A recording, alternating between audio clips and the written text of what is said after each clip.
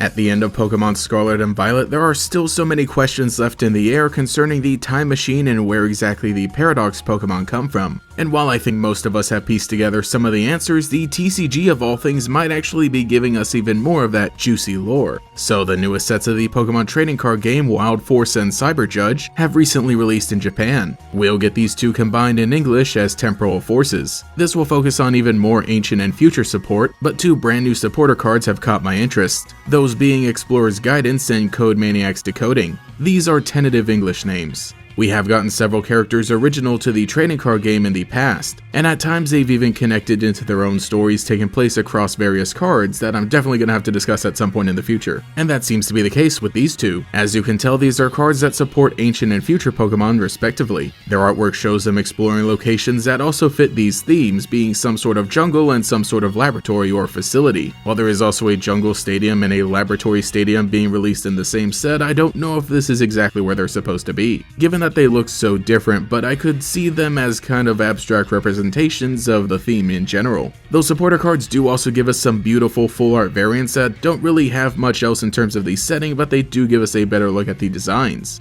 Though don't think that the speculation stops at just the card art, because with the recent release there are also two 15-second commercials with some original animation. The first one opens in a jungle with a temple in the center. The explorer and his Totodile stand at the front while several other Pokemon inhabit the foreground. It cuts to them walking around the inside, at which point they're confronted by Raging Bolt, and that results in a battle. The next one begins in a more modern city, maybe not futuristic, but it could pass for one. The Code Maniac and her Pikachu can be seen about to enter some area that might be off limits. Inside is some kind of facility or laboratory where they run into Iron Crown, and it ends in a battle the same way.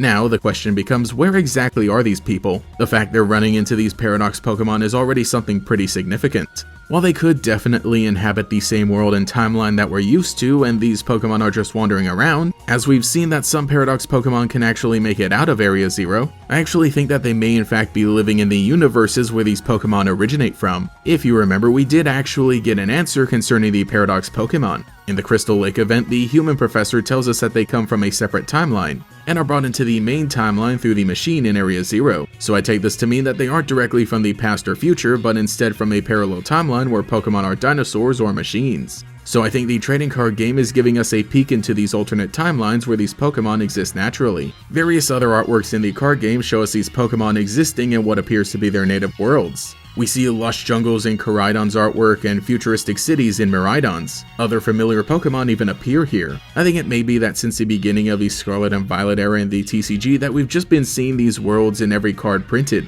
The only piece of evidence that might go against this is that in these artworks we do see Pokemon that appear in the main timeline again, like Dedenne or Darkspun in the Legendary Lizards artworks. And of course in the commercials we do see Totodile and Pikachu and other Pokemon we've seen before. But we do know very little about these timelines, so it could be possible that it isn't completely dinosaurs and completely robots. Though there might be one other significant hole in this theory, that being that we see the Explorer and the Code Maniac holding either the Scarlet book or the Violet book. So that would mean they definitely are in the main timeline, right? Well, here's the thing. At the end of the Way Home storyline, after we defeat the Paradise Protection Protocol, the AI professor tells us they wish to go through the time machine to the world of the Paradox Pokemon, and that's the last we see of them. And watching back that cutscene, I noticed that they do in fact have the book with them when they go through. So could it be possible that the AI professor actually made it to the alternate timeline and met somebody who shared their interest who they could help with their own research? It's also pretty curious in this animation that they're finding Pokemon that just so happen to appear in the DLC.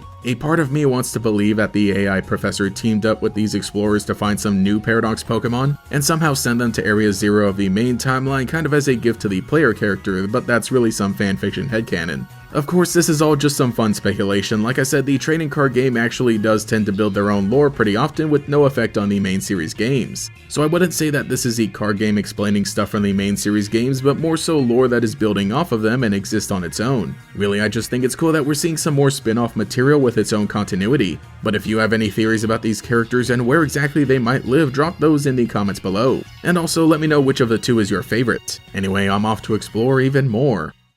Thank you to every channel member for your continued support, especially the great Gators. Thimin Van Rin, Cynical Medic, Post-Training Arc Cyberman, Choco Swig, Foxy Gamer 179, Bjorn the Fell-Handed, Ruby Trans Cutie, Ben's Quizon, Marzi Beast, Bartholomew, That One Girl Into Video Games, Pio the Genius, DeAndre 961 Pro, Justin Dow's, Moth Ballard, Mathaclock 947, Lockadox, Nomad Nobi, Alex Swiss, Cheeseburger Lasers, Pastel Blood, Taijirai, Justin R, Volity, Cosmo Zero, Phantom, and Quago. If you would like to support See Your Name Here, get access to emotes for comments, live streams, sometimes early videos, and a brand new monthly members only podcast, you can become a channel member today. You can also follow me on Twitter as well for more memes. Anyway, this is Gatorex, and I'll catch you all later.